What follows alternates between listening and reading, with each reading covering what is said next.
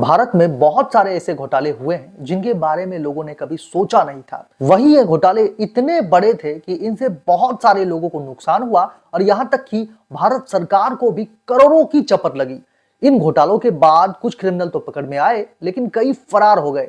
आइए आज आपको हम ऐसे ही 5 बड़े घोटालेबाजों से मिलाते हैं।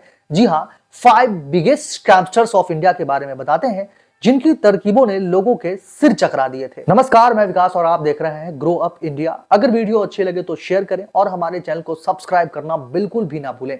सबसे पहले बात हर्षद मेहता की। अगर कभी भी बात शेयर बाजार से जुड़े किसी भी घोटाले से होती है तो हर्षद मेहता का नाम जरूर सामने आता है। हर्षद मेहता के घोटाले को लोग महा घोटाला भी कहते हैं, जिसका 1992 में पर्दाफाश हुआ था। रिजर्व बैंक के मुताबिक यह करीब 4025 करोड़ रुपए का था, यानी कि सिर्फ इन्फ्लेशन के हिसाब से भी देखें तो आज के समय में इसकी वैल्यू करीब 30,000 करोड़ रुपए की है। जी हाँ, अब हर्षद ने इस घोटाले को अंजाम कैसे दिया, आइए जानते हैं। 80-90 के दशक में हर्षद मेहता को शेयर बाजार का अमिताभ बच्चन कहा जाता था। उनका स्टाइल, उनकी महंगी महंगी गाड़ियां देखकर हर कोई हर्षद मेहता बनना चाहता था। हर्षद मेहता ने शेयर बाजार की उस समय की कुछ खामियों को अपना हथियार बनाया और शेयर बाजार में खूब नोट छापे। उसने एसीसी के शेयर को 200 से 3000 रुपए तक पहुंचा दिया। वह शेयर बाजार में शेयरों को ऑपरेट करता था। कुछ चुनिंदा शेयरों में खूब सारा पैसा डालकर उसे आसमान की ऊंचाइयों तक ले जाता था। लोग भी शेयर में तेजी देखकर उसमें खूब पैसा लगाते, लेकिन जब कीमत बहुत अधिक हो जाती तो मुनाफा लेकर हर्षद निकल जाता था।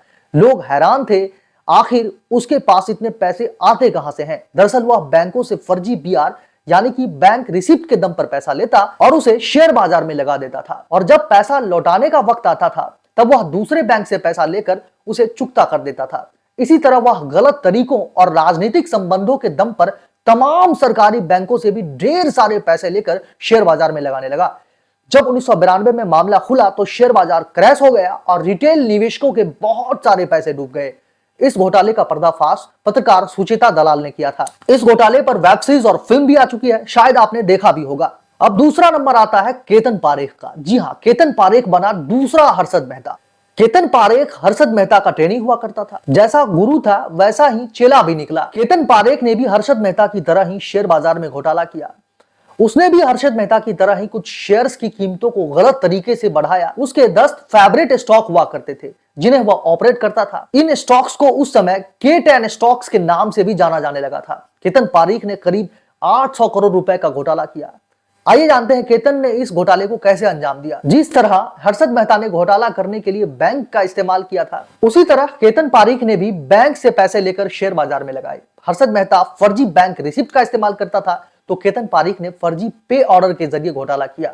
ये पे ऑर्डर क्या होता है? पे ऑर्डर डीडी जैसा इंस्ट्रूमेंट होता है जिसे बनवाने से पहले बैंक में पैसे जमा करवाने होते थे। वहीं केतन पारेख ने बैंक से 60 गांठ करके फर्जी पे ऑर्डर बनवाए और उन पे ऑर्डर के दम पर दूसरे बैंक से पैसे लेकर शेयर बाजार में लगाए। वह कुछ शेयरों की कीमत तेजी से बढ़ाता और जब दाम काफी बढ़ जाते तो उन्हें बेच देता। हर्षद मेहता ने जहां रिटेल इन्वेस्टर्स को लुभाने का काम किया था, वहीं केतन पारेख ने इंस्टीट्यूशनल इन्वेस्टर्स को लुभाया, क्योंकि उनके पास निवेश के लिए मोटी रकम होती थी। जब शेयर के दाम बढ़ते थे तो रिटेल निवेशक अपने आप ही उस शेयर की ओर खींचे चले आते थे। और हम आपको बताते हैं कि इस घोटाला का भी पर्दाफाश पत्रकार सुचिता दलाल ने ही किया था। अब तीसरा नंबर आता है नीरव मोदी का। जी हाँ, नीरव मोदी के नाम से तो आप बखूबी अवगत होंगे।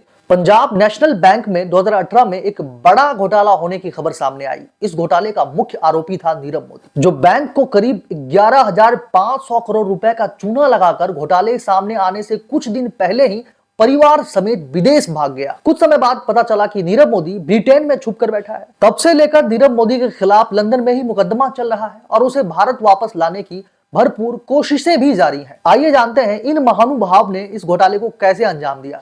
इस पूरे मामले की जड़ में लेटर ऑफ अंडरटेकिंग यानी कि LOU शामिल है। यह एक तरह की गारंटी होती है जिसके आधार पर दूसरे बैंक खातेदार को पैसा मुहैया करा देते हैं। अब यदि खातेदार डिफॉल्ट कर जाता है तो LOU मुहैया कराने वाले बैंक की यह जिम्मेदारी होती है कि वह संबंधित बैंक को बकाये का भुगतान करे। PNB के एक ड्यूटी मैनेजर गोकुल नाथ शेट्टी ने कथित तौर पर स्विफ्ट मैसेजिंग सिस्टम का दुरुपयोग किया। बैंक इसी सिस्टम से विदेशी लेन देन के लिए LOU के जरिए दी गई गारंटी को ऑथेंटिकेट करते हैं। इन्हीं ऑथेंटिकेशन के आधार पर कुछ भारतीय बैंकों की विदेशी शाखाओं ने फॉरेक्स क्रेडिट दी थी। नीरव मोदी ने 2011 में बिना तराशे हीरे आयात करने के लिए लाइन ऑफ क्रेडिट के लिए पीएनबी की एक ब्रांच गया।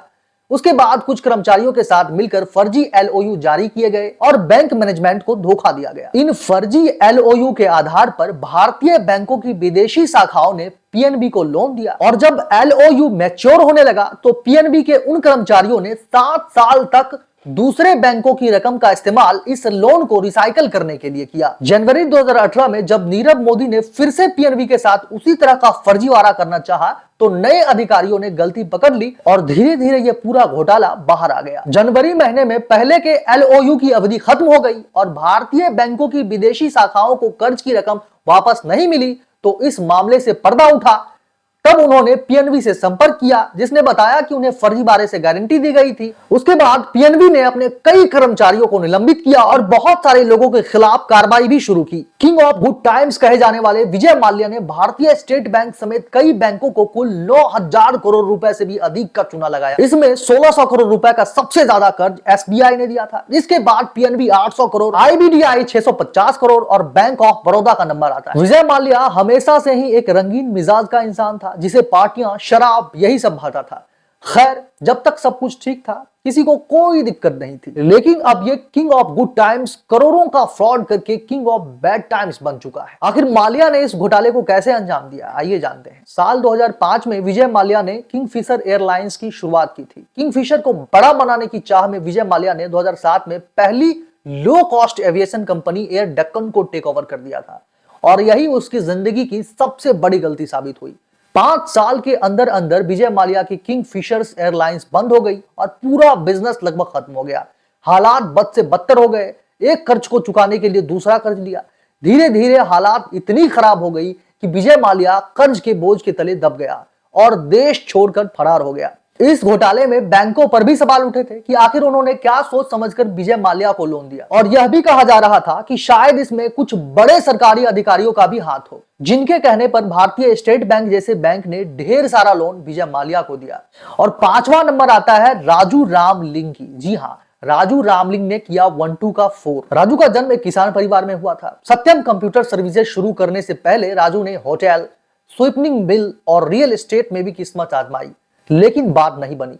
राजू ने विजयवाड़ा के एक लॉयल कॉलेज से बीकॉम किया था और अमेरिका की ओहियो यूनिवर्सिटी से एमबीए। राजू ने पहले स्वीपनिंग मिल शुरू की थी जिसका नाम उसने श्री सत्यम रखा था। बाद में यह कंपनी टेक्नोलॉजी कंपनी बन गई और यहीं से राजू ने झूठ का ताना बाना बुनने का धंधा शुरू कर दिया था। जनवरी 7, 2009 जब सॉफ्टवेयर कंपनी सत्यम के शेयर एक दिन में 78% गिर गए। इसी कंपनी का संस्थापक और चेयरमैन था रामलिंग राजू, जिसने अपनी ही कंपनी में 7800 करोड़ रुपए का घोटाला किया। इससे निवेशकों के करीब 14,000 करोड़ रुपए डूब गए। अब राजू ने इस घोटाले को कैसे अंजाम दिया, आइए जानते हैं। राजू ने सत्यम कंपनी की शुरुआत वर्ष 1987 में की थी। उसी दौरान इन्फोसिस, टीसीएस, विप्रो जैसी कंपनियां भी तेजी से आगे बढ़ रही थी, जिनसे पिछड़ने का डर राजू को लगा रहता था। एक भी कदम पिछड़ने के डर से राजू ने शुरू किया अकाउंटिंग का जादू और अपनी कंपनी का मुनाफा बढ़ा चढ़ा कर दिखाता रहा। कहना गलत नहीं होगा कि राजू ने 1 2 का 4 करना शुरू कर दिया था। कंपनी का दावा था कि उसके बैंक खातों में 5,000 करोड़ रुपए का बैंक बैलेंस है, लेकिन भला हर बैंक में जाकर आखिर खाते चेक करता कौन है? तो हर किसी ने राजू की बात मान ली, लेकिन हकीकत तो ये थी कि राजू के पास कोई भी पैसा नहीं था। जब राजू के काले कारनामों का पर्दाफाश होने लगा तो उसने उल्टे सीधे फैसले लेने शुरू कर दिए, जिसका कंपनी के शेयर होल्डर्स ने भी विरोध किया। पहले तो राजू ने अपनी ही 2 कंपनियों मेटास इंफ्रा और मेटास रियल एस्टेट को सत्यम में विलय करने का प्रस्ताव रखा, जिससे कंपनी के एडीआर की कीमत में 51% की कमी आई। जब हालात हाथ से निकल गए तो राजू ने दुनिया के सामने मान लिया कि उसने कंपनी का झूठा फायदा दिखाया है, जिसके बाद साल 2015 में राजू को 7 साल की कैद सुनाई गई और 5 करोड़ रुपए का जुर्माना भी लगाया गया। इसी के साथ मैं विकास आपसे विदा चाहूंगा। वीडियो कैसा लगा यह हमें कमेंट बॉक्स में जरूर बताएं और साथ ही हर तरह की खबरों एवं जानकारियों के लिए बने रहें हमारे चैनल ग्रो अप इंडिया के साथ। धन्यवाद।